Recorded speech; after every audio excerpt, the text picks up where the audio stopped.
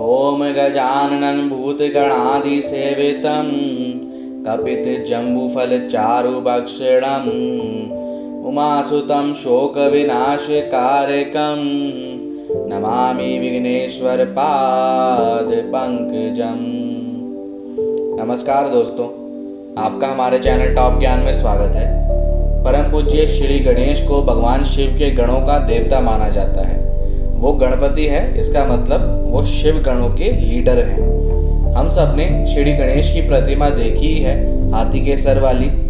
हम ये भी जानते हैं श्री गणेश जी के पिता महादेव ने क्रोध में आकर उनका सर काट दिया था और बाद में हाथी का सर लगा दिया था। और उस दिन को गणेश चतुर्थी मतलब श्री गणेश के जन्म दिवस के रूप में मनाया जाता है। इसमें भक्त उनकी प्रतिमा की स्थापना करते हैं और 11 दिन पूजा करने के पश्चात उनको विसर्जन कर देते हैं। आज हम इसी कथा के बारे में आपको विस्तार से बताने वाले हैं कि कैसे श्री गणेश का जन्म हुआ और किस प्रकार श्री गणेश चतुर्थी मनाई जाती है। मेरा नाम है शिव और आप देख रहे हैं टॉप ज्ञान। आइए जानते हैं। गणेश पुराण और शिव पुराण के अनुसार संसार में पाप बढ़ता जा रहा था और सब जगह अशुभ घटनाएं हो रही थी। मनुष्यों में एक दूसरे के लिए हीन भावना उत्पन्न हो रही थी। ये देखकर महादेव बहुत ज्यादा चिंतित हो गए थे और इसी चिंता में महादेव माता पार्वती को छोड़कर समाधि में चले गए। अब माता पार्वती बहुत अकेली हो गई थी। कई वर्षों तक महादेव समाधि में ही रहे। स्वामी कार्तिकेय भी उनके साथ नहीं थे। अपने अकेलेपन को दूर करने के लिए माता पार्वती ने मिट्टी और अपने शरीर की मैल से एक बालक की प्रतिकृति का निर्माण किया और बाद में वो निद्रा में चली गई। अब आदिशक्ति के हाथ से बनी प्रतिकृति में स्वयं प्राण आ गए और वो एक जीवित बालक बन गई। माता पार्वती निद्रा से उठी और उन्हें वो बालक दिखा और वो बहुत ही ज्यादा प्रसन्न हुई। माता के प्रसन्न होने से और बालक के जन्म से संसार में शुभता पुनः वापस आने लगी, क्योंकि शिव और शक्ति के जीवन पर ही प्रकृति की घटनाएं निर्धारित होती हैं। माता पार्वती ने उस बालक का नाम विनायक रखा और संसार में शुभता वापस आते देख महादेव भी समाधि से बाहर आ गए। माता पार्वती विशेष पूजा के बाद ही महादेव से मिलना चाहती थी, इसलिए वो एक गुफा में पूजा के लिए चली गई और विनायक को द्वार पर खड़ा कर दिया, जिससे उनकी पूजा में कोई बाधा ना आए। विनायक अपने पिता के रूप से अनजान थे और माता पार्वती से मिलने महादेव गुफा के द्वार पर आ गए। महादेव ने विनायक को बहुत प्रेम से समझाया, परंतु वो अपने वचन पर टिके रहे और उनको माता पार्वती से मिलने नहीं दिया। विनायक का बाल हट देखकर महादेव वहां से चले गए और आकर अपने स्थान कैलाश पर विराजमान हो गए। परंतु महादेव की आज्ञा का उल्लंघन होते देख देवराज इंद्र और अन्य गण देवताओं को बहुत ज्यादा क्रोध आया और वो विनायक को समझाने चले गए, पर विनायक नहीं माने तो देवताओं और विनायक में युद्ध आरंभ हो गया। विनायक ने युद्ध में सबको परास्त कर दिया और विनायक से बचने के लिए देवता महादेव की शरण में आ गए।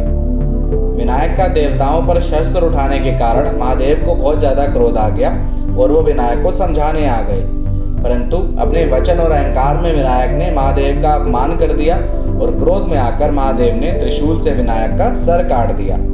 अपने पुत्र का सर कटा देख माता पार्वती को बहुत ज्यादा क्रोध आया और दुर्गा रूप में वो पूरी सृष्टि का सर्वनाश करने लगी। तब महादेव ने उन्हें विनायक को पुनः जीवित करने का वचन दिया।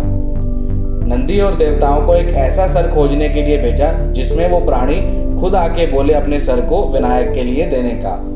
किसी को भी बलपूर्वक सर देने के लिए ना लाया जाए। सभी देवता ऐसे ही सर की खोज में निकल गए, परंतु ऐसा कोई भी नहीं बोला जो स्वयं आके अपने सर का दान करने का बोले। सारे देवतागण निराश होकर वापिस आने लगे। इतने में ही महादेव के एक गण गजराज ने अपने सर देने के लिए बोला। देवताओं और नंदी ने उनसे पूछा कि तुम ऐसा क्यों कर रहे हो?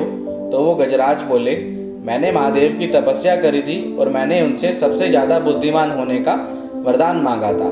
महादेव ने बोला था कि इस योनि में ऐसा संभव नहीं हो सकता है और सही समय आने पर तुम्हें अपने आप आभास हो जाएगा, और यही सही समय मुझे लग रहा है, इसलिए मैं अपने सर का विनायक के लिए दान करता हूँ। विनायक शुभता का प्रतीक है और मेरा वरदान अब पूरा होने वाला है। उस गजराज ने अपना सर काटकर देवताओं को सौंप दिया और उन्होंने आकर महादेव को दे दिया। महादेव ने वो सर विनायक पर जोड़ दिया और उन्हें नया नाम दिया गणपति, यानी गणों का देवता गणेश। अब आते हैं इस कथा के दूसरे पहलू पर। माता पार्वती ने अपने शरीर की मैल से विनायक का निर्माण किया था। जिसकी वजह से उनके अंदर कुछ अशुद्धियाँ थी और वही अशुद्धियाँ उनके अंदर अहंकार का जन्म ले रही थी। अहंकार और अशुद्धियों के साथ इस संसार में शुद्धता को स्थापित नहीं किया जा सकता था। इस कारण महादेव ने उनका सर काटकर उनके अंदर अशुद्धियों को दूर किया। द्वापर युग की शुक्ल पक्ष की चतुर्थी तिथि को विनायक का सर कटा और गणेश का जन्म हुआ। इसी दिन को आज हम गणेश चतुर्थी के रूप में, गणेश जी के जन्मदिन के रूप में मनाते आ रहे हैं। सनातन धर्म से जुड़ी किसी भी प्रकार की जानकारी के लिए हमारे चैनल टॉप ज्ञान को सब्सक्राइब जरूर कीजिएगा। वीडियो में मिली जानकारी अच्छी लगी हो तो लाइक और शेयर भी कर दीजिएगा। मिलते हैं ऐसी अगली वीडियो में। ओम नमः शिवाय।